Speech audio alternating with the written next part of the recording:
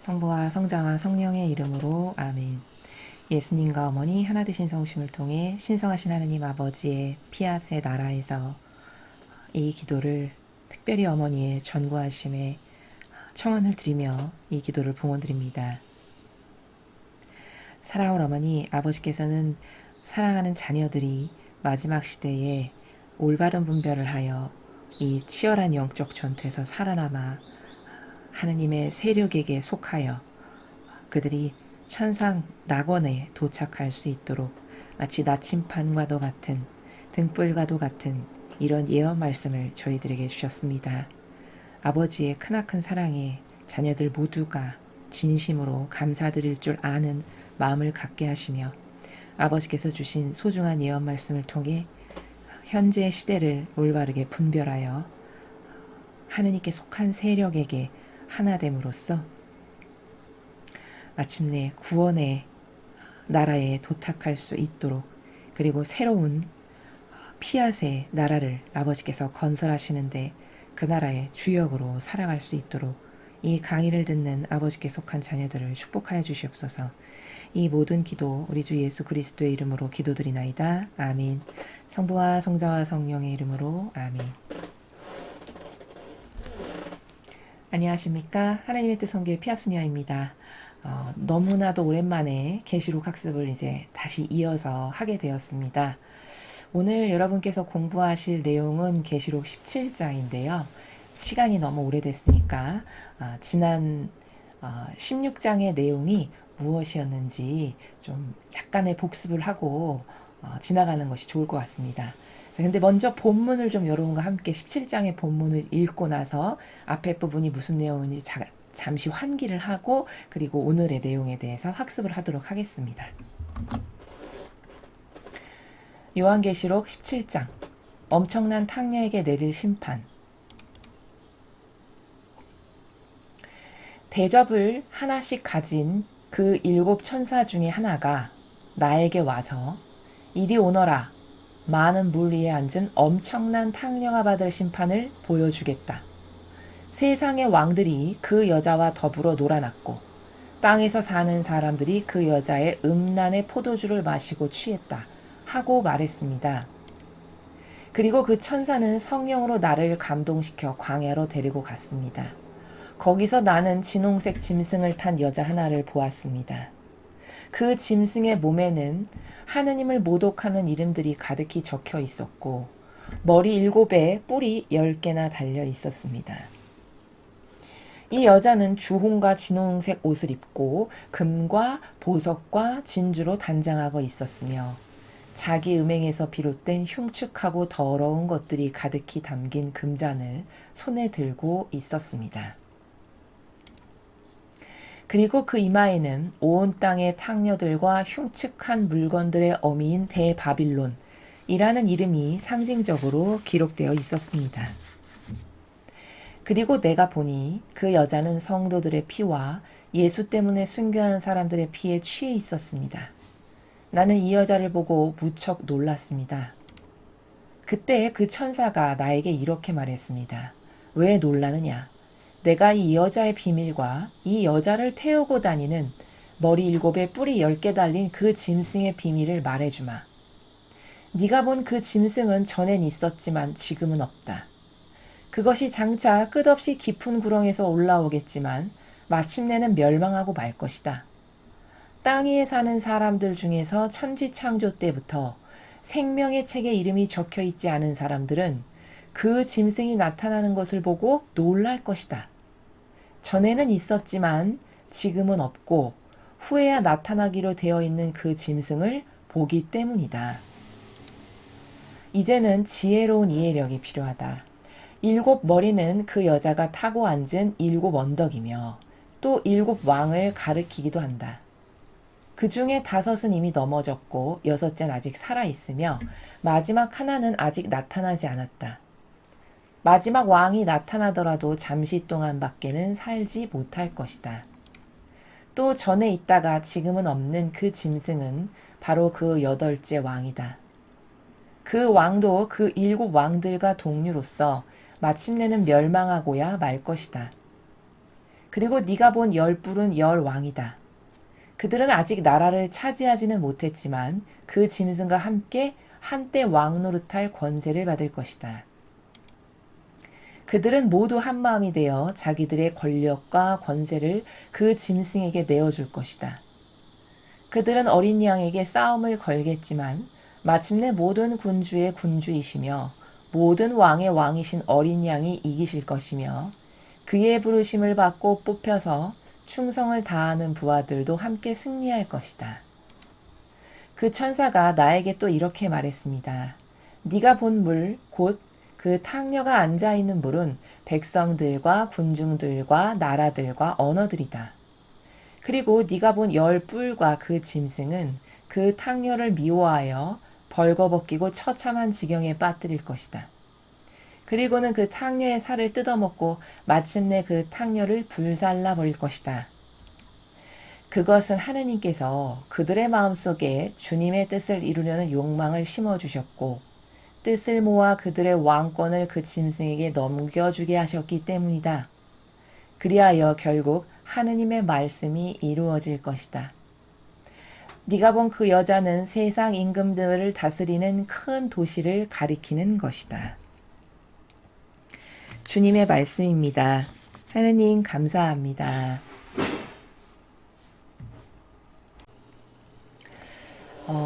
지금 여러분은 저와 함께 요한계시록 17장 엄청난 탕녀에게 내릴 심판에 대해서 저와 함께 읽으셨습니다.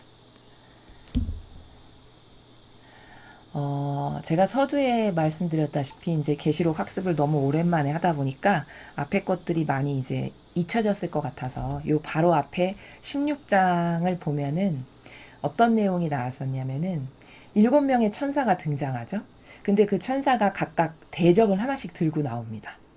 그래서 첫 번째 천사가 대접을 들이부으니까 막 없던 막 심판의 징벌이 막 이 땅에서 일어나고 또 두 번째 천사가 와서 또 다른 종류의 대접을 부으니까 어떤 징벌이 일어나고 이런 것이 쭉 기록되어 있었던 그것이 16장의 내용이었고 이제 그 7개의 심판을 통해서 정화가 완전히 완성돼서 새로운 시대를 건설하게 되실 아버지의 그 계획을 보여주는 내용이었죠.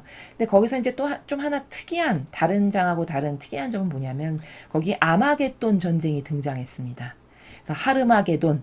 근데 영어식으로 읽으면 아마겟돈 이렇게 읽는다. 근데 그 아마겟돈이라는 것은 어떤 뭐 특정 장소를 상징한다기보다는 그런 심판의 막바지에 이르렀을 때 선과 악의 영적인 전쟁이 일어날 것을 상징적으로 쓰는 표현이다. 이렇게 우리가 학습을 했습니다. 이렇게 대략적으로 여러분에게 이제 설명을 드렸고요. 그것 다음에 이제 지금 여러분이 보신 17장의 내용을 이제 학습을 하는데요. 첫 줄에 보니까 제가 왜 이렇게 지금 16장을 설명했냐면 제목이 엄청난 탕녀에게 내릴 심판이에요. 근데 오늘 27장의 내용은 굉장히 재미있으면서 너무 상세하고 디테일해서 오늘 이 17장의 학습을 완벽하게 하고 나면 여러분은 이 적그리스도 오늘 여기 대바빌론이라고 말씀을 하시는데 그 대바빌론의 세력이 누구도 부인할 수 없는 이 세력이구나 라고 인정할 수밖에 없는 확신을 여러분은 하시게 되실 겁니다. 그 정도로 상세하고 디테일하게 말씀하셨거든요. 자, 먼저 제목부터 좀 살펴보고 가면요. 여기 엄청난 탕녀에게 내릴 심판 중에 핵심 단어가 뭐냐? 탕녀입니다. 우리가 보통 세상적인 용어로 바꿔서 말하면 뭐 창녀 이렇게 이야기하기도 하죠. 탕녀, 창녀라는 것은 무슨 뜻이냐? 인간이 생각했을 때는 그냥 어떤 육적인 순결이 없는 그런 여자를 상징할 때 우린 탕녀다, 창녀다 이렇게 이야기하죠. 근데 여기서 말씀하시는 탕녀라는 것은 그것보다는 본질적인 창녀를 말씀하시는 거예요. 다시 말해 정신의 간음.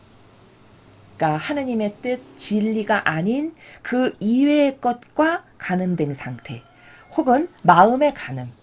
그러니까 마음이 늘 하느님과 예수님과 성모님을 사랑하고 공경하기 위하여 내가 어떤 희생과 고통과 극기를 하는 것을 영예로 여기고 진리를 사랑해서 진리대로 살기를 갈망하고 이런 것이 아닌 것에 치우쳐 있으면 마음이 가늠된 상태죠.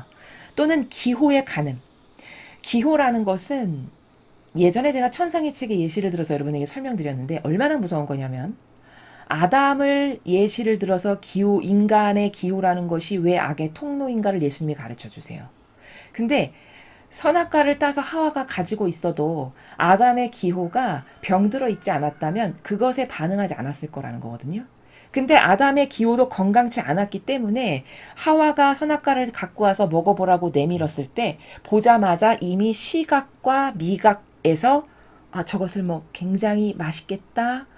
저것을 굉장히 탐스럽다. 먹으면 이렇게 된다. 하나님처럼 된다고 해서 그 악이 이미 확 들어옴으로써 그 선악과를 같이 먹고 결국은 죄인으로 순식간에 나락으로 떨어진. 근데 그것이 그의 기호 때문에 그렇게 되었다라고 말씀하시는 부분이 있어요. 천상의 책에. 그 정도로 무서운 거거든요. 인간적 기호라는 게. 바로 여기 그 기호의 가늠이라는 것은 이렇게 예를 들면 성모님이나 예수님께서 가지고 계셨던 기호가 어떤 것인지를 우리가 이렇게 추상해 볼 수 있잖아요. 그렇죠? 어머니가 일평생을 사시면서 어떤 기호의 나라에서 사셨는가. 늘 하느님을 사랑하기 위해서.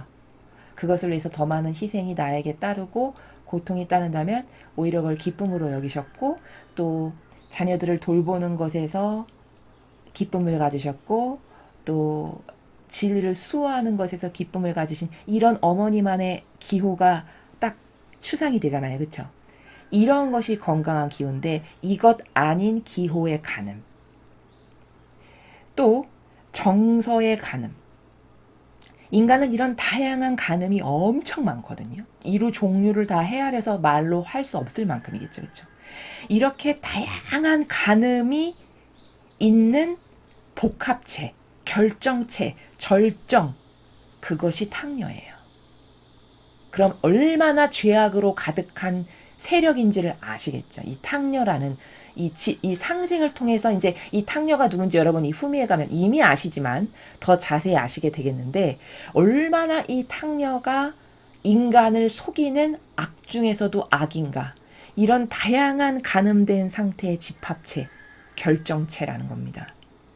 그래서 이 가늠이라는 거는 이 탕녀로서 상징하고자 하시는 아버지의 요 단어를 통해서 우리가 깨닫게 하시는 것은 그런 악과의 다양한 가늠된 상태를 말씀하시는데 이것은 비단 육의 가늠에 국한된 것이 아니라 이런 정서, 기호, 경향, 인간의 다양한 의지들, 인간의 뜻, 인간이 이 세상사에서 펼치는 다양한 논리체계, 기타 등등 이게 여기 가늠된 상태 그리고 그런 가늠된 상태를 탕려, 창녀라고 말씀하신다.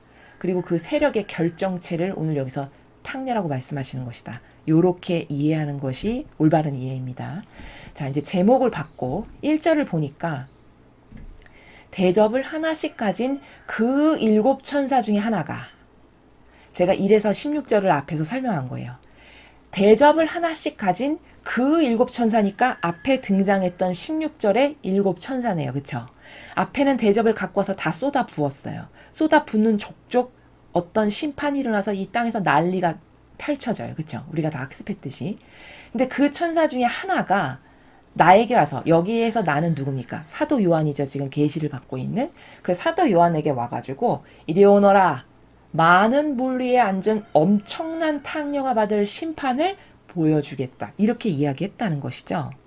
여기서 7이라는 숫자는 7이 완전수를 뜻하기 때문에 영적으로 7개의 심판이면 이 죄악의 모든 대청소가 완벽하게 끝난다라는 의미로서 7을 아버지는 말씀하시는 거예요.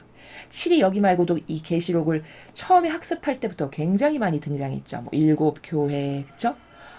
7 등경 이렇게 계속 반복적으로 등장하고 있는데 바로 그 7이라는 것은 완전수, 완벽한 수. 그래서 7개의 조합이면 완벽하게 악의 대청소가 가능한 요 의미를 포함하고 있는 겁니다. 자, 그리고 이제 이 사도 요한에게 그 천사가 말하기를 많은 무리에 앉은 엄청난 탕녀 이렇게 이야기했어요.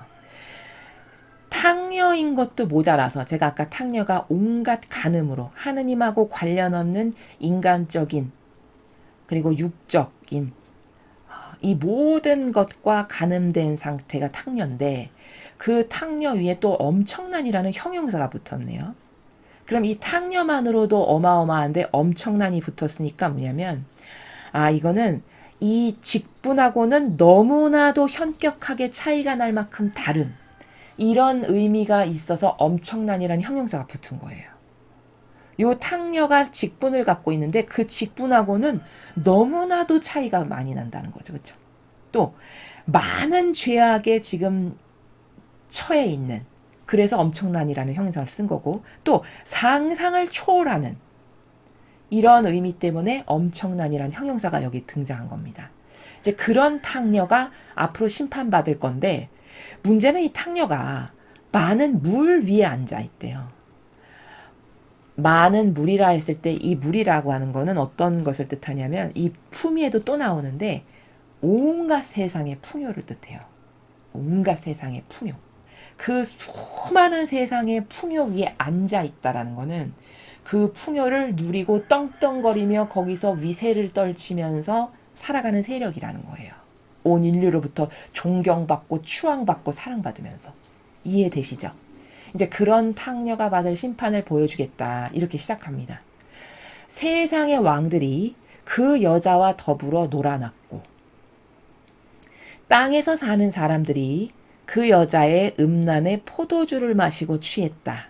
하고 말했습니다. 자, 세상의 왕들. 그 세상의 왕이 위에서 말한 그 여자 탕녀랑 더불어 놀아났대요. 그러니까 이 세상의 왕이라고 하면은 여기서 지금 뭘 뜻하냐면 이 더불어 놀아났고 뭐 음란의 포도주를 마셨다라는 거는 전체주의 세력 있죠. 이게 세상의 왕들이 전체주의 세력을 뜻하는 건데 그 전체주의로 그 세상의 왕들이 이 탕녀와 함께 공유하고 연대했다는 거예요. 그거를 여기선 더불어 놀아났다 이렇게 표현한 겁니다. 전체주의로 힘을 쓰려면 여러분 나 혼자 그게 가능할까요? 제가 옛날에도 말씀드렸지만 그렇지 않다고 말씀드렸죠. 최소 이게 한 국가 수준이어도요. 예를 들어서 중국이나 북한을 보면은 거기 뭐 국가 주석이라고 자기네가 붙인 그 사람이 힘을 쓰려면 그 사람 혼자서는 절대 힘을 쓸 수 없어요. 옆에 받쳐주는 언덕이 공고하고 견고하면 견고할수록 이 세력이 더 유지 존속될 수가 있어요. 더 잘 견고하게. 자, 그러려니까 어떻게 해야 될까요? 이 언덕과 이 우뚝 솟은 산은 협력 관계로 있을 수밖에 없어요. 그래야 언덕이 이 산의 말을 잘 들을 거고 산도 언덕의 덕을 볼 거 아니겠습니까? 그래서 세력이 아주 영원무궁토록 잘 견고하게 유지될 수 있겠죠. 그래서 산과 언덕으로 하나 된다는 표현이 성경에는 굉장히 많이 등장해요. 이것도 마찬가지입니다. 이 세상의 왕들이 이 탕녀랑 왜 더불어 놀아났을까? 함께 연대하고 공유해서 전체주의로 세상을 다스리려고. 그 의미입니다. 그래서 공유하기를, 연대하기를 정서적으로 혹은 이념적으로, 사상적으로 이렇게 많은 것들을 다 동원해서 특히 이 21세기는 사람들이 좀 풍요해졌기 때문에 잘 살기 때문에 어떤 문화라든지 병든 문화, 세상의 다양한 지식이라든지 이런 것을 통해서 파고들기가 너무 쉬워요. 이제 그런 것들을 다 이들이 서로 도모해가지고 전 인류를 전체주의로 다스리자고 하는 이제 그런 야욕, 그런 집합체, 그런 세력을 지금 여기서 표현하시는 겁니다. 자, 그래서 그렇게 돌아놨고 땅에 사는 사람들이 다 그 여자의 음란의 포도주를 마시고 취했다. 음란하다 라는 것은 앞에 그 탕녀가 수많은 것과 가늠한 이 역겨운, 하느님하고는 아무 상관없는 이 역겨운 것을 음란하다라고 하는 거죠. 그 탕녀가 지니고 있는 수많은 간음과 함께 동조하고 협력하고 거기서 나도 어느 정도 이득을 취하는 요런 관계성으로 놀아나고 좀 나도 거기서 얻어먹는 것이 있는 요런 관계를 지금 표현하는 거라는 거죠. 그리고 그 천사는 성령으로 나를 감동시켜 광야로 데리고 갔습니다. 지금 사도 요한에게 이 계시를 보여주는 천사가 요한을 성령으로 감동을 시켜가지고 광야로 데리고 갔다 이렇게 표현합니다. 그러니까 성령으로 감동시켰다라는 것은 이 사도 요한의 정신이나 마음을 성령 하느님께서 지배하실 수 있도록 차지하실 수 있도록 이렇게 은총을 주어서 광야로 데려갔다는 건 좀 한적한 곳, 거기서 더 환시를 잘 볼 수 있게끔 이런 표현이고요. 자, 근데 그 광야에서 뭘 봤냐면 거기서 나는 진홍색 짐승을 탄 여자 하나를 보았습니다. 자, 지금부터 잘 보십시오. 여기서부터 끊임없이 묘사가 나와요. 그 짐승의 몸에는 하나님을 모독하는 이름들이 가득히 적혀 있었고 머리 7에 뿔이 10개나 달려 있었습니다. 자, 이렇게 묘사되고 있죠. 자, 3절에 이제 드디어 구체적으로 등장합니다. 일단 이 탕녀가 짐승을 타고 앉아 있네요. 그렇죠? 그러면 짐승을 타고 앉아 있다라는 건 뭐냐면 이게 짐승과 이 탕녀는 아주 밀접한 관계, 즉 하나의 세력이라는 거예요. 뭔가 주고받는 것이 있는. 이해되시죠? 그러니까 타고 있는 거죠. 이제 여러분의 이해를 돕기 위해서 제가 요것을 좀 표현한 사파를 하나 보여드리면요. 좀 추상이 잘 되게끔 한 이런 정도로 좀 표현할 수 있겠죠. 그렇죠? 이렇게 난잡하기 이를 데 없는 탕녀 하나가 이 붉은색, 진홍색이라고 표현했죠. 여기서는 이 진홍색 짐승을 타고 이렇게 아주 유유자적하고 여유롭게 이렇게 앉아있는 자, 요런 묘사를 지금 우리가 읽은 겁니다. 자, 근데 좀 구체적으로 보면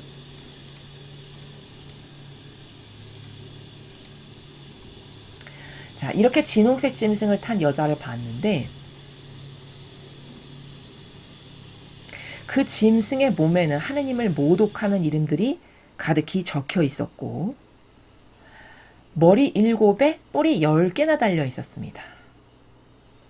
자, 그 짐승이 머리가 7개였다고 해요. 그러면 여기 머리 7 하면 딱 벌써 여러분이 아시죠? 왜냐면 우리는 다니엘서를 배웠으니까. 자, 다니엘서에 다니엘이 봤던 환시, 그 중에서 전체주의의 시작인 바빌론부터 시작해서 메데페르시아와 그리스를 거쳐 로마를 거쳐서 작은 뿔 세력에 이르기까지 쭉 세력이 어떻게 이동되어 갔는지, 전체주의 세력의 힘이 어디로 이동되어 갔는지를 우리가 학습을 했죠. 이제 그때 바빌론이 사자, 머리 하나죠. 그렇죠? 메데페르시아가 곰으로 상징됐고 그때 곰이 머리가 하나죠. 그 다음에 그리스는 표범이었는데 머리가 4개였던 표범이었어요. 왜냐하면 앞으로 4나라로 갈릴 거여서. 그렇기 때문에 4개를 더하면 여기까지 6개입니다. 그 다음 마지막 로마가 무시무시한 짐승, 막 이빨로 막 철을 부수고 그 무시무시한 짐승도 머리 하나, 총 다 더하면 7개죠. 바로 그 전체주의 세력을 통칭하기를 이 짐승이 그 여자가 타고 있는 짐승이 전체주의 세력의 짐승임을 우리가 알 수 있게끔 가르쳐 주시느라고 머리 7이라고 표현하신 거예요. 이해되셨죠? 그래서 그 유럽의 전체주의의 세력들 그리고 뿔이 10개 뿔이 10개는 다니엘서에 어떻게 나왔냐 마지막 무시무시한 짐승 막 이빨로 막 철을 부수고 막 이랬던 근데 그 짐승의 머리에 뿔이 10개가 이렇게 나 있었다라고 했었잖아요. 다니엘서에. 근데 그 10개가 유럽의 10나라다. 자, 요렇게 우리가 학습했죠. 그러니까 이렇게 하느님을 모독하며 머리 7에 뿔이 10개나 달려있는 짐승은 여기까지 학습한 바로 의하면 이 탕녀하고 굉장히 연대하고 공유해서 앞으로 전체주의를 해나갈 세력인데 이거는 세상 나라들, 즉 정치적 세력들, 이 탕녀와 연합작전을 펼칠 그런 정치적 세력임을 우리가 알 수 있어요. 그 전체주의의 정치적 세력임을. 이해되셨죠? 자, 그 다음 4절을 보니까 이 여자는 주홍과 진홍색 옷을 입고 금과 보석과 진주로 단장하고 있었으며. 자, 이 탕녀가 이제 탕녀를 묘사해 주는데 주홍과 진홍색 옷을 입었대요. 그리고 금과 보석과 진주로 단장하고 있대요. 그리고 자기 음행에서 비롯된 흉측하고 더러운 것들이 가득히 담긴 금잔. 금잔을 손에 이렇게 들고 있대요. 아까 우리 사파에서 본 여인. 자, 이게 누굴까요?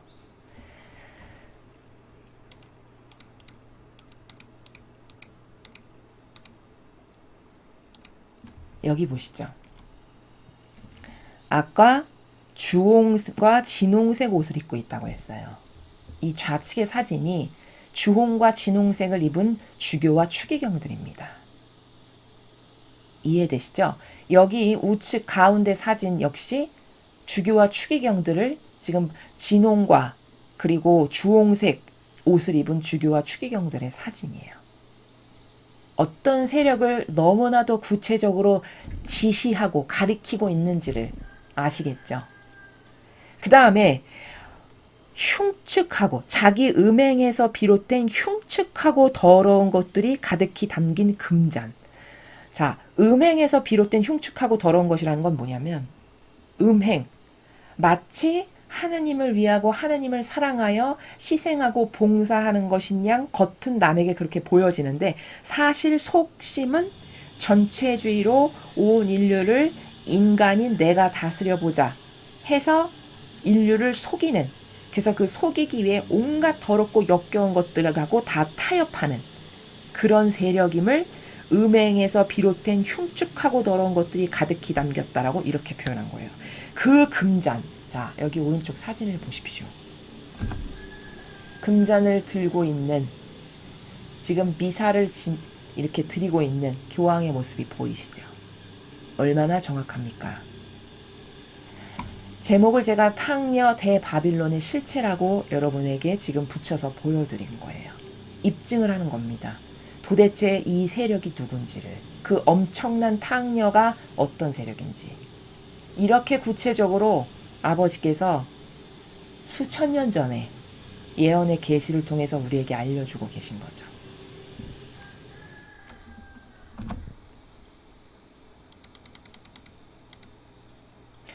그리고 하나 또 설명을 드리면 추가적으로 제가 이것도 좀 이들이 이 탕녀 세력이 얼마나 변질을 기가 막히게 시켜서 사람을 속이는지를 좀 보여드리려고 이걸 준비한 자료인데요. 우리가 미사 때 사제가 입는 옷을 보면 이 우측에 여기 지금 사진 보이시죠 여러분? 현재 로마 가톨릭의 제의, 이게 사제들이 입는 제의죠. 근데요, 이 구약의 탈출기를 보면은요, 그 아론과 그 아들들에게 하느님 아버지께서 네가 앞으로 제사 지내러 들어갈 때 이런 복장으로 제사 지내도록 하여라 해서 아주 상세하게 가르쳐 주세요. 탈출기에 보면 그것을 그대로 재현하여 그린 그림이 이 가장 좌측에 있는 그림이에요. 구약시대 제사장의 의복은 이러했다는 겁니다. 그래서 여기 하나하나 지금 이름이 이렇게 다 지칭되어 있는 거거든요. 지금 제사장이 입었던 이 복장이 이 고유 명칭이 있는데 이게 무엇인지를 보여주는 거예요. 근데 지금 이 좌측에 있는 이 복장은 대제사장이 입었던 복장이고, 그냥 일반 제사장은 여기 하얀 옷 입은 사람 보이시죠? 정말 평범하고 소박하죠? 아무것도 없고 여기 모자 두 건 쓰고 이렇게 소박하게 옷을 입고 띠 하나 맨 게 다예요. 이게 일반 제사장이고 이렇게 좀 화려하게 입은 사람이 대제사장이었습니다. 근데 이렇게 너는 입고 제사를 드려라라고 아버지께서 친히 하나하나 다 가르쳐 주셨어요. 그럼 여러분 보세요. 이 복장을 딱 보면 여기 어디 왕 같은 그런 느낌은 전혀 없죠. 여기 종의 느낌이 듭니까? 이건 지금 대제사장이라서 화려해서 그런 건데 평범한 일반 제사장의 복장을 보면 이게 종의 모습이어야 되는 거거든요. 하느님 앞으로 양들을 이끌고 그리고 양들이 지은 모든 죄악을 대신 배상하고 보속하는 회개한 종의 모습이어야 됩니다. 그 소박한 여기 볼 수 있잖아요. 그쵸? 그런데 현재 시대의 제이는 지금 이런 우측의 모습이란 말이죠. 그리고 요 가운데는 어떤 그 벽화에 그려진 모습인데 이게 누구냐면요. 이 파란색 옷 입은 이 사람이 콘스탄티누스 황제예요. 그리고 이제 오른쪽에 빨간색 옷 입은 여성인데 이분은 이 콘스탄티누스 황제의 어머니를 이렇게 표현한 거거든요. 그럼 여러분 보세요. 이 황제의 옷을 보면은 이렇게 소매가 막 넓고 화려하고 색감이 그쵸? 여기 이렇게 허리에 띠도 있고 보이시죠?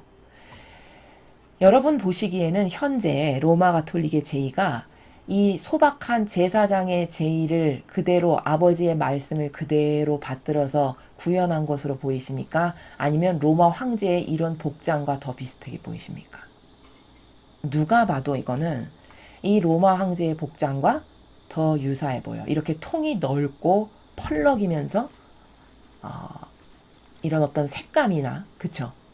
이걸 봐도 우리가 뭘 알 수 있냐? 여기 구약의 제사장의 모습은 하나도 없잖아요. 남아있는 게 전혀 없죠. 그쵸? 이걸 다 이 거짓 교회가 다 이렇게 아버지가 친히 말씀으로 다 가르쳐 주는데 다 변형시킨 겁니다. 변형시킬 때는 사람을 또 어떻게 잘 속이냐면요. 지금 시대가 달라졌으니까. 아니 시대가 달라졌는데 이렇게 불편하게 입고 어떻게 제사를 지내. 좀 시대적 환경에 맞게끔 약간씩 편의성을 지녀야지 좋은 거지. 이렇게 이야기하는 겁니다. 그러면 많은 분들은 수긍해버려요. 그냥 그래 그렇지 이렇게. 근데 여러분 그건 왜 그런 것에 넘어가냐면 이게 기준이 없어서 그런 겁니다. 타협을 해야 될 것이 있고 어떤 경우에도 타협을 하면 안 되는 것이 있죠. 그쵸? 어떤 것에는 어쩔 수 없이 타협을 할 수밖에 없는 것들이 이 인간 세상사에는 있을 수 있어요. 그러나 하느님과 관련됐다. 그 하느님과 관련돼서 게다가 제사를 지내는 사람이다. 그럼 어떻게든지 아버지 말씀을 더 완벽하게 구현하려고 최소 의지만이라도 올바르게 갖고 있어야 되는 게 이게 기본 자세거든요. 왜냐면 그렇게 해도 우리는 부족할 거거든요. 그렇게 해도 모자랄 거거든요. 우리의 이 수많은 인성의 쩌들은 때 같은 것들 때문에. 그런데 그것을 그렇게 그럴듯한 변명의 이유를 가져다가 다 변형시켜 놓은 오늘날의 이 거짓 이교도 교회의 실상을 여러분이 좀 올바르게 아시라고 제가 이 사제복을 가져와서 여러분에게 보여드린 겁니다. 이해가 되셨죠? 자, 그래서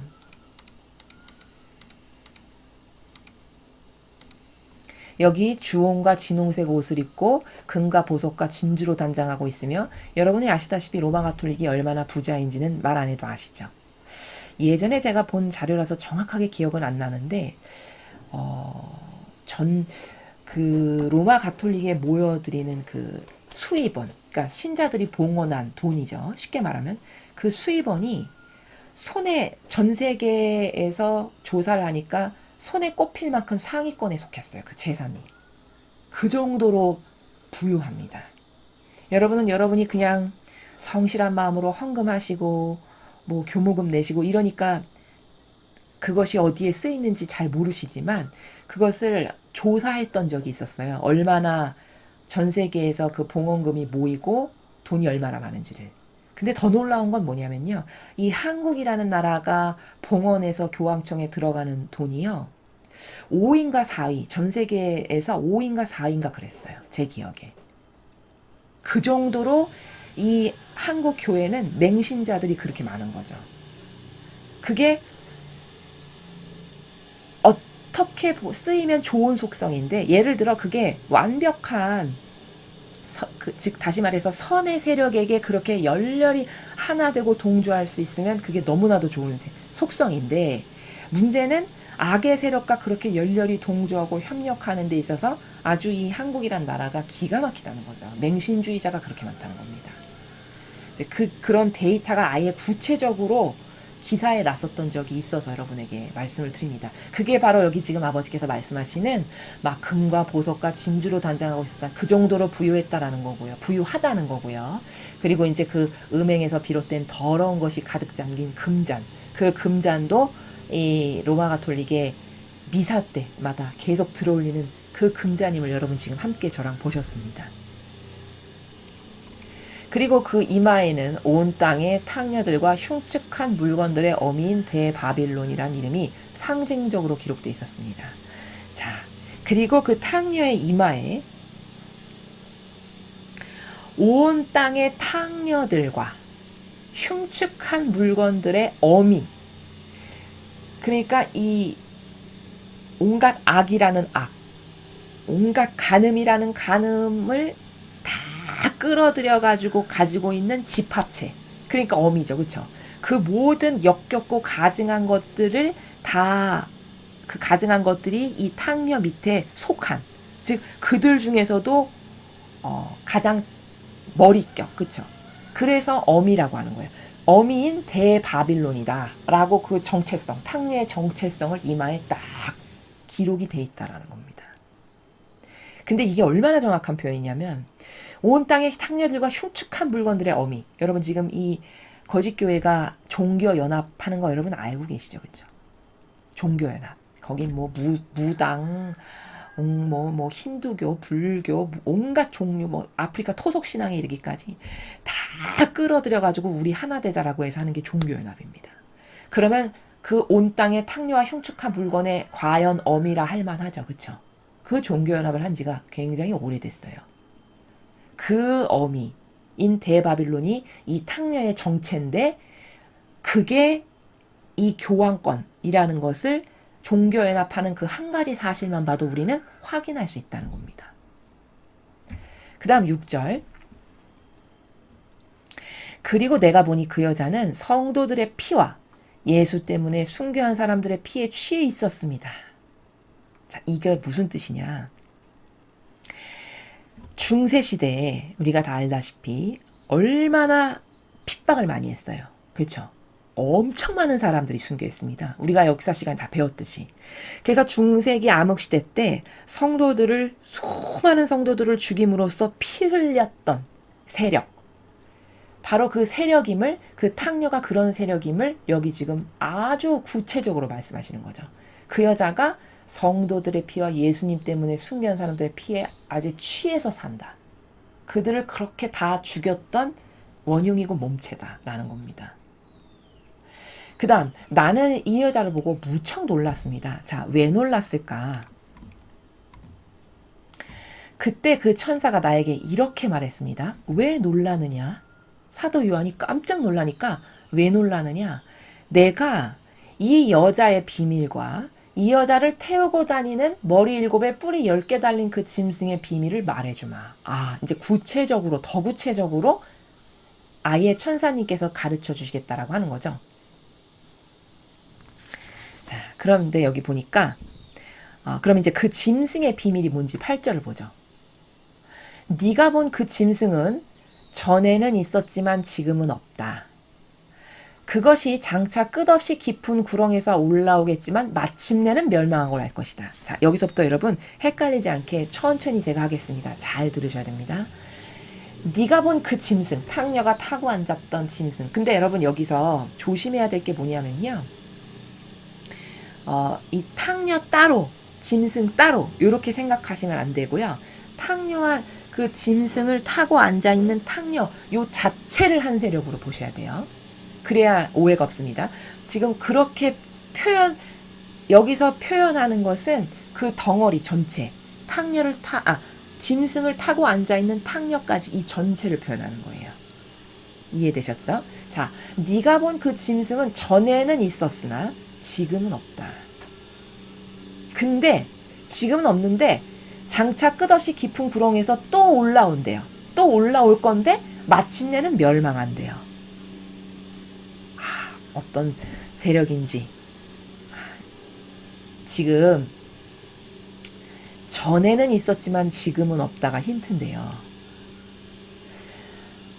지금은 여기서의 지금을 여러분이 is now로 해석하시면 안 돼요. 지금 우리가 살고 있는 이 지금이 아니에요. 여기서 말하는 지금은 어떤 일정 시대를 얘기하는 건데 답을 얘기하면 이거는 교환권인데요.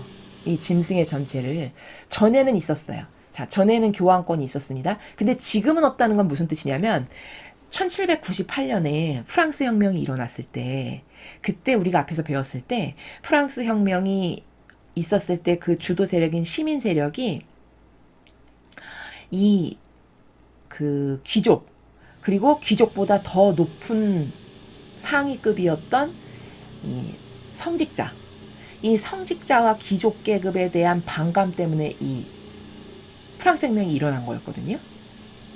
근데 그때 버티어 장군이라는 사람에 의해서 이 교황 피우스 6세가 잡혀가요. 그래갖고 갑자기 죽어버리게 되거든요.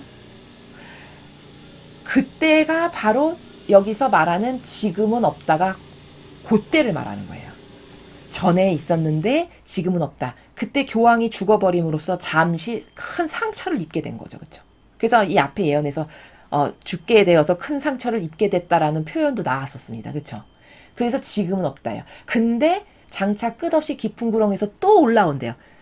그때 잠시 주춤했는데 다시 교황권이 힘써서 오늘날에까지 이루고 있죠. 그렇죠? 그러니까 구렁에서 다시 올라온 게 맞죠. 근데 마침내는 멸망한다는 거예요. 마지막에는. 여기까지 이해되셨죠? 자, 땅 위에 사는 사람들 중에서 천지창조 때부터 생명의 책에 이름이 적혀있지 않은 사람들이에요. 아는 사람들. 그런 사람들은 그 짐승이 나타나는 것을 보고 놀랄 것이다. 이렇게 이야기했어요. 자, 땅 위에 사는 사람들 중에서 천지창조 때부터 생명의 책에 이름이 적혀있지 않은 사람. 그럼 뭐예요? 천상나라에 어쨌든 못 가는 거죠? 생명의 책에 이름이 적혀있지 않으니까. 천상에 못 가는 그 사람들이 이 짐승을 보고 엄청 놀랄 거라는 거예요. 왜 놀랄까요? 여태까지 그 교황권이 신인 줄 알았고 맹신과 맹종으로 믿었고 거기 열렬히 동조하고 협력하고 하나 됐는데 어머 알고 보니까 저 정도로 가증한 것의 어미인 완전히 악 중에서도 악 가증한 것의 어미인 대바빌론 탕녀였구나. 이것을 알게 되고 깜짝 놀란다는 거예요. 근데 그들이 그 놀란 사람들이 생명의 책에 이름이 적혀있지 않다라는 것을 보면 아 천상에 못 가는구나. 천상에 들어가지 못하는구나. 왜? 바로 이 점 때문에. 그 대바빌론이라고 하는 가증한 것들의 어미에게 그토록 열렬히 협력하고 동조했기 때문에 결국에는 못 가는. 근데 여태 속고 살았는데 마지막에는 다 깨닫게 될 것 아니겠어요? 그러니까 보고 나서 깜짝 놀라는 요 상태를 이야기하는 겁니다. 이해되셨죠? 정말 저 교회가 마귀였단 말이야? 이럴 수가. 이렇게 되는 거죠. 전에는 있었지만 지금은 없고 후에야 나타나기로 되어 있는 그 짐승을 보기 때문이다. 여기 이유를 아주 정확하게 설명하시죠. 전에는 있었고 과거 맹위를 떨쳤었습니다. 로마에 이어서 이제 로마 가톨릭이 되면서 거기서 막 황제를 막 임명하는 권한까지도 갖게 된 이런 시절이 실제적으로 있었잖아요. 그 정도로 떵떵거리면서 무소불위의 권력을 휘둘렀단 말이죠. 이 교황권이. 그런데 지금은 없고 이 지금은 잠시 프랑스 혁명 때문에 주춤해서 교황이 죽어버림으로써 큰 상처를 입게 돼서 잠시 없었던 그 상태. 그런데 후에는 다시 나타나기로 되어 있는 그 짐승을 보고 이들이 그토록 놀란다는 거예요. 저게 진짜 사탄이었단 말인가. 사탄 중에서도 사탄일세 하면서 깜짝 놀란다는 거죠.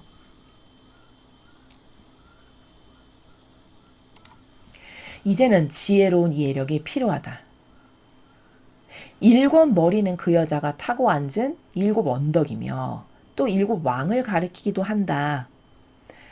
자, 아까 그 탕녀가 타고 앉은 짐승이 머리는 7개고 뿔이 10개 있었다 했잖아요. 근데 그 7머리가 우리가 다니엘서에 학습했던 전체주의 세력의 나라들을 더하니까 7이었어요. 그쵸? 근데 얼마나 예언이 정확하냐면요. 여기 여자가 타고 앉은 7 언덕이면서 동시에 7 왕도 가리킨다 이렇게 말했죠. 7 왕은 아까 우리가 말한 그 나라를 말하는 거고 여기 7 언덕은 뭐냐면요. 여러분 교황권 그 바티칸 로마에 가면요 실제적으로 7 언덕이 있다고 합니다. 여러분이 궁금하시면요 인터넷으로 찾아보세요. 실제로 로마에는 7 언덕이 있다라고 7 언덕의 그 명칭까지도 나와요. 얼마나 정확합니까? 누가 봐도 달리 해석할 수 없는 아주 명확한 증거를 아버지께서 너무 자세한 비유와 상징으로 가르쳐 주세요. 그 로마에 타고 앉아있는 7 언덕에 있는 그 탕녀. 교황권이지 뭡니까? 그쵸? 그 다음 10절을 보면 그 중에 5은 이미 넘어졌고, 자 여기서부터 또 잘 들으셔야 돼요. 5은 이미 넘어졌고 6째는 아직 살아있는데 마지막 하나는 아직 나타나지 않았다. 자 여기 7 왕에 대해서 지금 부연 설명하거든요. 근데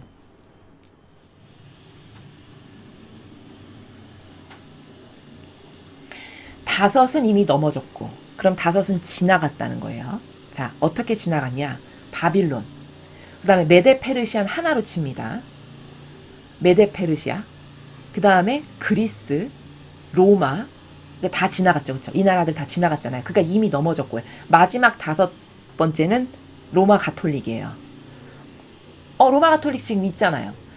피우스 6세가 죽었을 때, 그때까지의 로마 가톨릭이에요. 그때 넘어진 거잖아요. 그쵸? 고 로마 가톨릭. 그러니까 그 중에 5은 이미 넘어졌고가 맞죠. 그리고 6째는 아직 살아있고, 이 6째는 누구냐?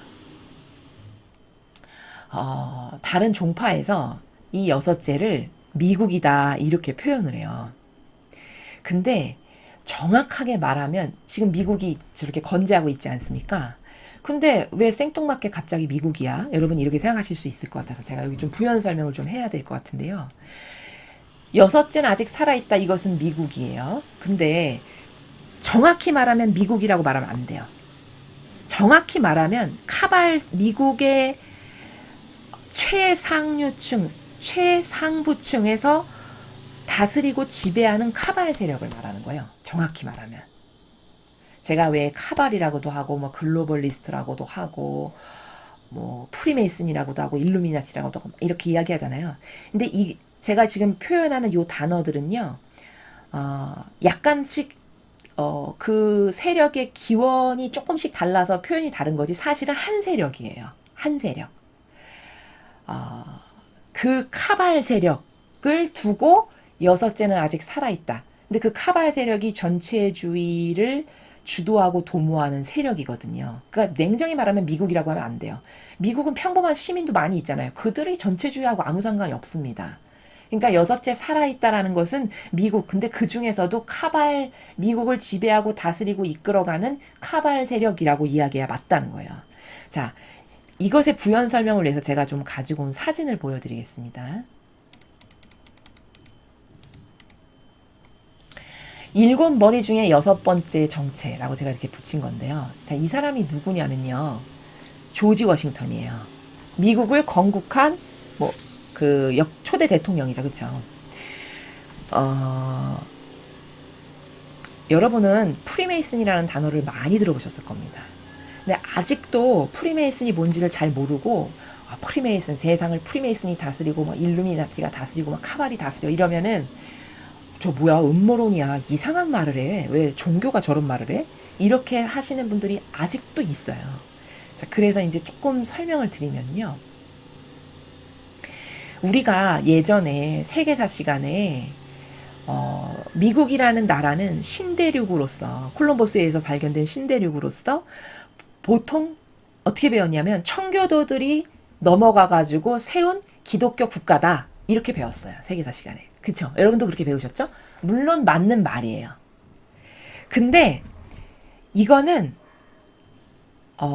중요한 부분은 빼고 가르친 거예요. 세계사를.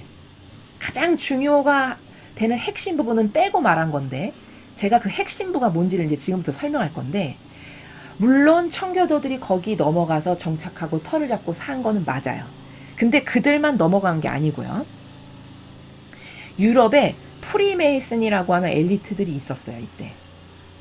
근데 이 프리메이슨이 뭐냐면, 저 프리메이슨을 또 설명해야 되는데, 자, 프리는 우리가 알고 있는 프리 자유예요. 메이슨은 석공이라는 뜻이거든요, 영어로. 그럼 한국말로 굳이 프리하면 자유, 석공, 연합 요 정도로 이해할 수 있어요. 자유, 석공, 연합. 즉 이름에서도 드러나듯이 돌을 이렇게 쪼개가지고 건물을 만드는 기술을 가지고 있던 기술자들이에요. 프리메이슨이라는 것은. 근데 이게 한참 거슬러 올라가면 이들의 기원을 어디서부터 우리가 볼 수 있냐면 솔로몬이 성전을 건축을 하죠. 아버지 다윗은 하느님이 네 아들이 나를 위한 집을 건축하게 될 거다. 너는 많은 전쟁을 통해서 피를 많이 흘렸기 때문에 너는 안 되고 네 아들이 건축하게 될 거다. 해서 솔로몬이 진짜 성전을 건축해요. 근데 그때 그 옛날에는 다 돌을 다 일일이 이렇게 정으로 쪼고 해서 건물을 만들었지 않습니까? 그때 그 성전을 만들었을 때 왔던 사람들이 바로 이 프리메이슨이에요. 굉장히 한참 거슬러 올라간 거죠. 근데 이제 이들이 처음에는 그렇게 석공들이었는데 여러분 생각해 보세요. 그렇게 돌로 건물을 만들 정도면 왕이거나 이렇게 솔로몬처럼 돈 많이 가진 어떤 귀족 집단이거나 사회의 상류 계층이죠. 그들만 이런 걸 할 수 있잖아요. 서민이 감히 어떻게 돌로 집을 만들겠습니까? 건물을 짓고. 그러니까 이들이 자꾸 상류사회에 접촉할 기회가 늘어나게 돼요. 그래서 상류사회에 침투를 합니다. 이들이. 그렇게 해서 이게 사교 클럽으로 탈바꿈을 하게 돼요. 시간이 지나면서. 그래서 막 유럽의 많은 왕들도 알게 되고요. 그 아주 고위직의 정치인들 이런 데로 속속속속들이 파고 들어가서 상류 사교 클럽을 형성하게 돼요.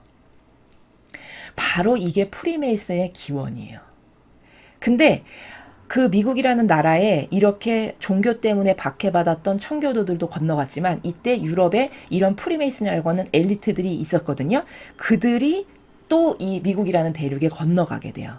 이들은 돈도 있고 그렇게 인맥도 많고 하니까 정치 세력을 형성할 수 충분히 있었고요. 그리고 자본도 그 유대계 자본의 후원을 얼마든지 끌어올 수 있는 능력이 있죠. 그렇죠? 그렇게 해서 세워진 국가가 미국이라는 나라입니다. 그러니까 우리가 어수룩하게 세계사에서만 배웠던 것하고는 많이 달라요. 실제는요. 이게 진실임을 여러분이 잘 아셔야 돼요. 그런데 그러한 프리메이슨 중에 대표적인 인물이 지금 여러분이 여기서 보시는 조지 워싱턴이라는 사람이에요. 이 사람도 바로 그렇게 프리메이슨 중에 하나였습니다. 그리고 그렇게 막강한 힘도 있고 돈도 있고 영향력 있는 사람들이 나라를 좌지우지하고 움직일 수 있는 거지 일개 청교도 서민들이 어떻게 나라를 움직이겠습니까? 그렇죠? 그래서 그 중에 하나였던 조지 워싱턴이 초대 대통령이 된 거고요. 여기 그 조지 워싱턴의 초상화인데요. 여기 그림을 보면은 여러분 이게 너무 흐려서 잘 안 보이시죠? G 이거 영어로 G 위에 사실은 여기 이렇게 새겨져 있는 거거든요. 제가 이렇게 빨간 포인터로 여기 가리키고 있는 요 부분이 요 부분에 뭐라고 써 있는 거냐면요. 조지 워싱턴 프리메이슨 이렇게 써 있어요. 여기 상단부에 조지 워싱턴 프리메이슨. 그리고 여기 G라고 쓴 거는 뭘 상징하는 거냐면 우리가 하느님을 말씀할 때 God 이렇게 이야기하잖아요. 즉 전지전능한 자라는 것을 상징하는 신을 상징하는 앞글자를 따서 G예요. 이해되시죠? 그리고 지금 이 사람이 이게 조지 워싱턴인데 이분 복장을 자세히 보시면요. 여기 앞치마 같은 거 하나 두르고 있죠. 이게 좀 확대해서 보이실지 모르겠는데 여기 앞치마에 뭐가 있냐면요. 컴퍼스하고 직각자가 이렇게 교차적으로 그려져 있어요. 여기 아래에서 이렇게 있는 삼각형이 직각자고 위에 있는 게 컴퍼스거든요. 이게 바로 그 프리메이슨들이 석공이다 보니까 이렇게 그 도안을 해야 되지 않겠습니까? 건물을 지으려면 바로 그런 상징이에요. 나는 프리메이슨입니다 하는. 이해되셨죠? 바로 지금 이 조지 워싱턴이 그런 프리메이슨 중에 하나였음을 아주 상징적으로 보여지는 그림이다라는 겁니다. 그래서 이 실체를 헤아려 보면은 미국의 역대 대통령의 중에 프리메이슨이 거의 다예요. 이름을 좀 대강 읽어보면 이 조지 워싱턴, 그 다음에 토마스 제퍼슨, 벤자민 프랭클린, 존 아담스, 알렉산더 해밀턴, 헨리 노크스, 에드먼드 랜들, 기타 등등 미합중국이라고 하는 나라의 순애들과 높은 권력 대통령 이런 사람들이 다 프리메이슨이었습니다. 이해되시죠?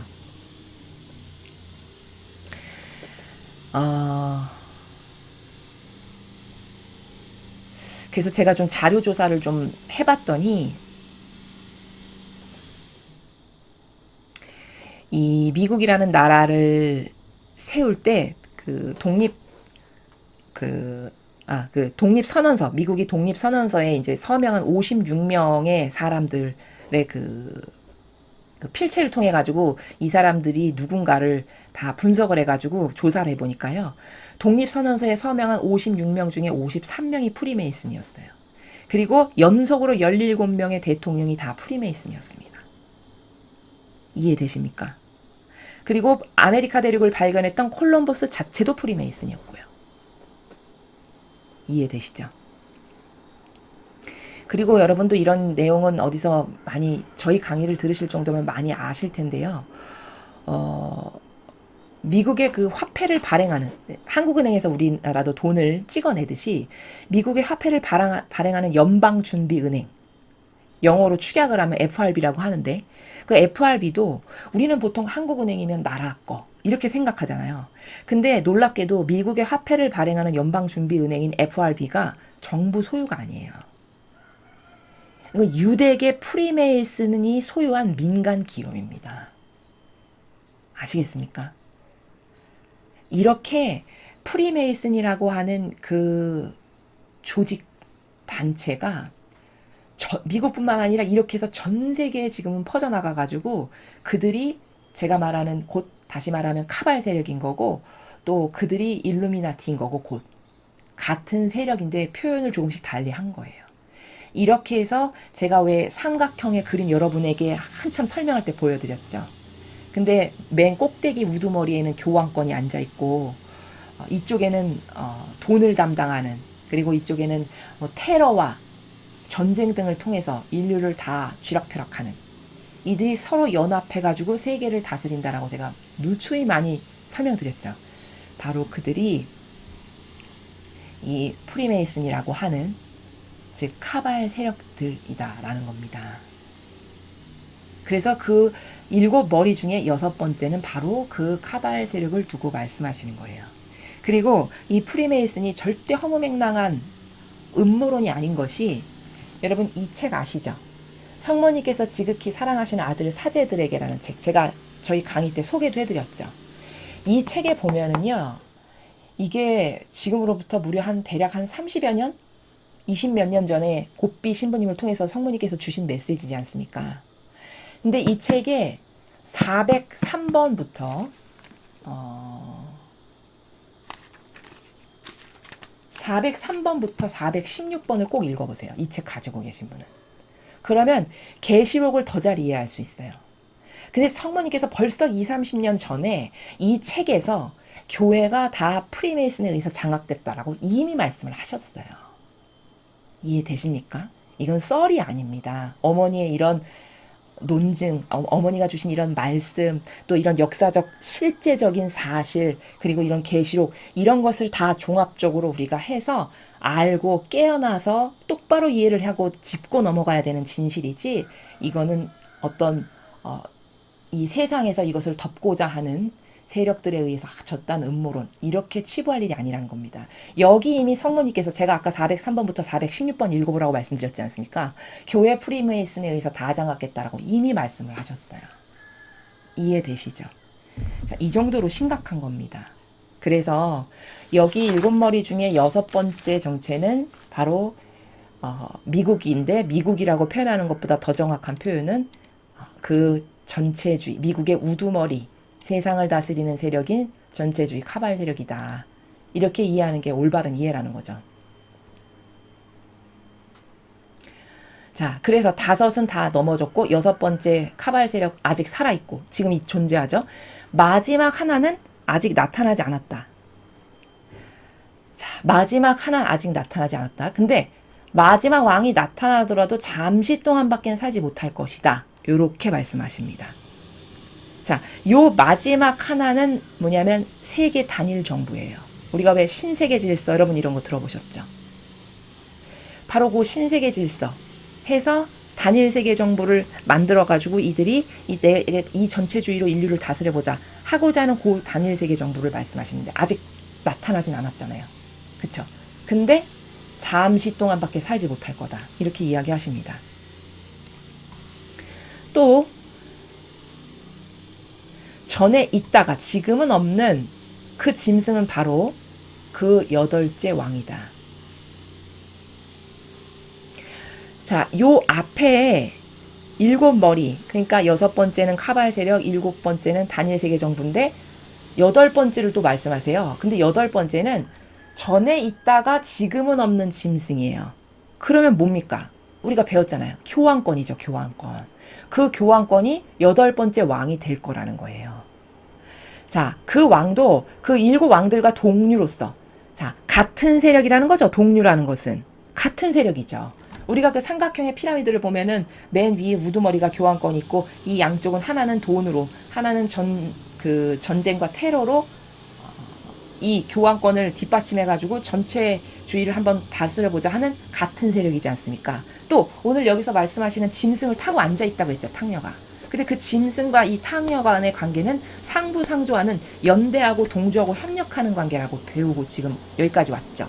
이렇게 같은 동류라는 거예요. 근데 전에 있다가 지금은 없는, 중간에 잠깐 교황이 죽는 바람에 잠시 사라지는 그 세력이라고, 그 왕이니까 교황권이죠. 근데 그 8째 왕도 7왕들과 동료로서 마침내는 멸망할 거다. 이렇게 예언을 해주셨습니다. 그리고 네가 본 10뿔은 10왕이다. 그들은 아직 나라를 차지하지는 못했지만 그 짐승과 함께 한때 왕노릇할 권세를 받을 것이다. 자, 10뿔, 10왕. 우리가 다니엘서에 보면은 마지막 로마 무시무시한 짐승 머리에 10개 뿔이 나왔죠. 그게 유럽의 10나라였죠. 바로 단일 세계 정부, 앞으로 도래할. 그것을 여기서 이렇게 아주 상세하게 설명하시는 거죠. 한때 왕노릇한 권세까지 차지하게 될 거다라고 이렇게 말씀을 하십니다. 그들은 모두 한마음이 되어 자기들의 권력과 권세를 그 짐승에게 내어줄 거다. 왜? 전체주의를 더 잘 이룩하고 보존하기 위해서. 하나에게 힘을 딱 실어주는 거죠. 그들은 어린 양에게 싸움을 걸겠지만 마침내 모든 군주의 군주이시며 모든 왕의 왕이신 어린 양이 이기실 것이며 그의 부르심을 받고 뽑혀서 충성을 다하는 부하들도 함께 승리할 것이다.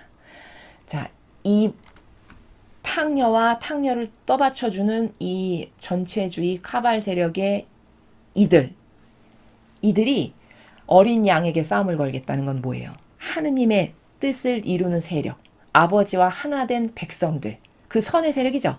싸움을 걸겠지만 모든 군주의 군주고 왕의 왕이신 어린 양이 이기실 것이면 하느님의 세력이 이긴다는 거죠. 왜? 아버지가 다 싸우실 일이니까. 하느님이 전지전능하신데 이깟 마귀 하나를 굴복 못 시키시겠습니까? 그렇죠? 말이 안 되는 거죠. 마침내 어린 양이 이기실 거라는 것, 하느님이 이기실 거고 하느님께 속한 그 선의 세력이 이길 거라는 거고 그의 부르심을 받고 뽑혀서 충성을 다하는 부하도 함께 승리할 거다. 자, 이때 그 하느님의 세력, 하느님의 뜻과 하나 되어 성경만이 맞고 진리만이 맞고 그래서 이 엄청난 탕녀인 거짓 교회에게 협력하거나 동조하지 않고 온전하게 아버지께만 속해서 여기서 하느님이 주시는 말씀에 따라 살고 행하는 요 아주 충직한 하느님의 백성들, 그 세력들, 그들도 아버지가 승리하실 때 함께 승리할 거라는 거예요. 너무 당연한 거죠. 그렇죠? 그 천사가 나에게 또 이렇게 말했습니다. 네가 본 물, 곧 그 탕녀가 앉아있는 물은 백성들과 군중들과 나라들과 언어들이다.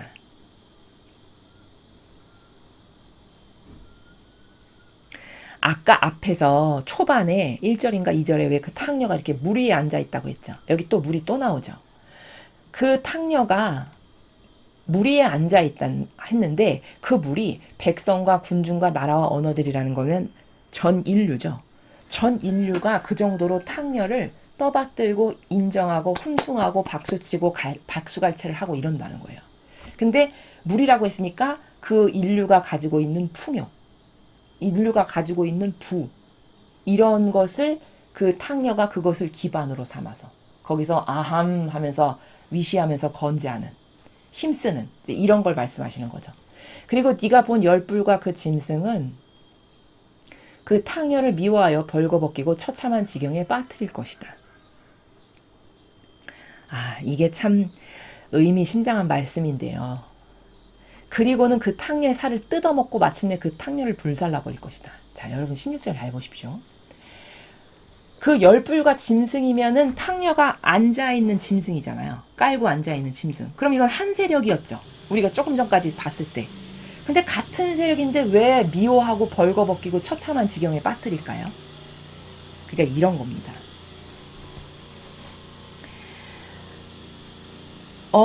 내가 이 탕녀랑 연대해가지고 좀 뭔가 여기서 나도 권력도 갖고 힘도 갖고 돈도 갖고 뭔가 이렇게 같이 좀 누려보려고 했는데 그게 잘 안 되는 거죠. 그리고 속았다라는 걸 나중에 알게 되는 겁니다. 그렇게 해서 오히려 같이 연대했었는데 나중엔 서로 원수가 돼가지고요. 심지어 그 탕녀의 살을 뜯어먹고 탕녀를 불살라버릴 거예요. 같은 세력인데 서로 치고받고 싸워가지고 패망하는 것을 말씀하시는 거거든요. 이게 너무나도 맞는 말씀인 게 뭐냐면요. 여러분 왜 우리나라도 이렇게 이 정치 세력을 잘 보세요. 정치 세력을 잘 보면요. 저 그 공산주의를 지향하고 있는 진보다 소위 자기네가 이름 붙인 우린 진보 세력이야 해서 이름 붙인 그 당 있죠. 당. 그 당들을 잘 보십시오. 그들이요. 이 선의 세력, 우리가 보수라고 자칭 일컫는 선의 세력에 의해서 멸망할 것 같죠? 그렇지 않습니다. 자기네들끼리 치고받고 싸우고 물어뜯다가 망할 거예요. 서로 갈라져가지고. 지금 똑같은 형태를 16절에서 말씀하시는 거거든요. 근데 잘 보세요. 이미 그렇게 되어가고 있어요. 조금씩 그렇게 되어가고 있어요. 그게 하느님의 법칙이 그렇게 하시는 건데 참 신기한 게 이게 선의 세력에 의해 가지고 저 세력이 언제 망해 저렇게 힘이 강성하고 드세고 저렇게 당수도 많이 국회의원 당수도 저렇게 많은데 우리는 이런 걱정하지 않습니까? 근데 그럴 것이 아니라 그들은 서로가 서로를 이득관계로 아주 실리관계로 끈끈하게 엮여있는 상태이기 때문에요. 그들의 약점이 뭐냐면 여기서 실리관계 한 애가 확 조금 삐끗하잖아요. 그럼 바로 원수로 돌아선다는 거예요. 그래서 서로가 서로를 죽이는 원수관계가 되는 그 원리를 지금 16절에서 말씀하시는 겁니다. 이해되시죠? 17절을 보니까 그것은 근데 그게 왜 그런지를 지금 말씀하시는데 그것은 하나님께서 그들의 마음속에 주님의 뜻을 이루려는 욕망을 심어주셨고 뜻을 모아 그들의 왕권을 그 짐승에게 넘겨주게 하셨기 때문이다. 그리하여 결국 하나님의 말씀이 이루어질 것이다. 자, 17절을 보면은 이게 아버지의 뜻이 그렇게 다 하셨다는 거예요. 서로 원수관계가 되게끔. 서로 내가 저 세력하고 연대해서 하나 돼가지고 뭔가 이렇게 이득관계를 취해야지 했는데 알고 보니 여기서 속았다는 것을 알고 깨어나는 사람도 있고 혹은 여기서 뭔가 삐끗거리면서 서로가 그 짐승이 살점을 뜯어먹고 그 탕녀를 죽여버리게 되는 역할을 하는 이런 일들이 왜 있냐면 하느님께서 그런 마음을 그들 안에 심어주셔서 처음에는 왕권도 넘기고 못도 넘기고 그 짐승에게 다 몰아주지만 마침내는 진실을 알게 되고 깨닫고 또 속았다 이런 것을 알게 되면서 그들이 파국으로 치닫는 짐승에 의해서 탕녀가 파국으로 치닫는 이런 것은 다 아버지의 뜻이 그렇게 계획하셨기 때문이라고 말씀하시는 겁니다. 왜? 아버지 말씀이 이루어지게 하시려고 마침내 그 탕녀가 그 적그리스도의 세력이 패망하게 하시기 위해서 라고 말씀하시는 것이죠. 그래서 여기 앞에 16절하고 17절은 이 우리가 바로 앞에 시간에 배웠던 16장에 보면은 그 7대접의 심판을 천사가 하나씩 와서 대접을 붙잖아요. 근데 그때 보면은 눈이 뜨여가지고 우리가 속았다. 저 마귀에게 속았다 해서 들고 일어나는 그런 부분이 그 7개의 대접 심판 중에 한 부분이 있거든요. 이제 그때 깨어나게 됨을 그렇게 표현을 하는 겁니다. 16장에 보면 나옵니다. 그렇게 사실적으로 될 것을 말씀하시는 것이고요. 마지막 18절, 네가 본 그 여자는 앞에서 우리가 여태까지 배운 탕녀, 세상 임금들을 다스리는 큰 도시를 가리키는 것이다. 그래서 이것을 우리는 대바빌론이다. 세상 임금들을 다스리는 큰 도시 대바빌론이라고 표현을 합니다. 즉 교황권을 두고 하시는 말씀입니다. 근데 왜 대바빌론이냐 하필이면 우리가 그 다니엘서를 보면 전체주의의 그 세력을 하나의 신상으로 보여주시는데 그 시작점인 스타트가 바빌론이었죠. 그렇죠? 그러니까 전체주의를 상징할 때 전체주의가 인류 역사에서 시작됐던 첫 번째 국가인 제국인 바빌론을 지칭해서 이 전체주의 세력을 표현할 때 그렇게 얘기하시는 거예요. 근데 거기다 대를 붙인 건 대바빌론이라는 건 그 정도로 이 탕녀의 세력이 악독하고 악랄한 대마귀다. 아까 왜 가증한 것들의 어미라고 했잖아요. 그 가증한 것들을 다 끌어안아서 하나 되는 그것들 중에서도 우두머리. 그래서 대바빌론이다. 이렇게 표현을 하는 겁니다. 그리고 이제 17장은 여기서 끝인데 다음에 학습하실 18장은 대바빌론에 대해서 더 자세하게 말씀하세요. 제목 자체가 대바빌론의 패망입니다. 그래서 더 상세하게 이제 요 뒷부분에 대해서 우리가 다음 장에서 학습을 하시면 되겠습니다. 오늘 이 17장의 내용은 엄청난 탕녀에게 내릴 심판이었습니다. 이제 그 탕녀가 무엇인지 우리는 앞에서부터 사실 666을 통해서도 학습했고 우리가 13장에서 두 짐승, 첫 번째 짐승, 두 번째 짐승. 첫 번째 짐승은 바다에서 올라오는 짐승인데 이게 교황권이었고 두 번째 짐승은 땅에서 올라오는 짐승인데 이게 카발 세력. 오늘 우리가 배운 것처럼 미국이라고 다른 그 종파에서는 이야기를 하시는데 미국이라고 하는 것은 올바르지가 않고 미국보다는 카발 세력, 그들을 쥐락펴락하는 그 우두머리의 엘리트 그룹인 카발 세력이 더 적당한 표현입니다.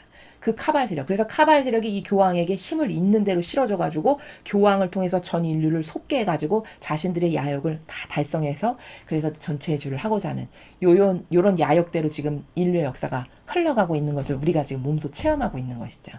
그것에 대해서 아주 구체적으로 주홍색 옷을 입고 황금 잔을 들고 있으며 그 가증한 것들의 어미고 정말 종교연합을 통해서 모든 가증한 것들의 어미임이 다 드러나지 않았습니까?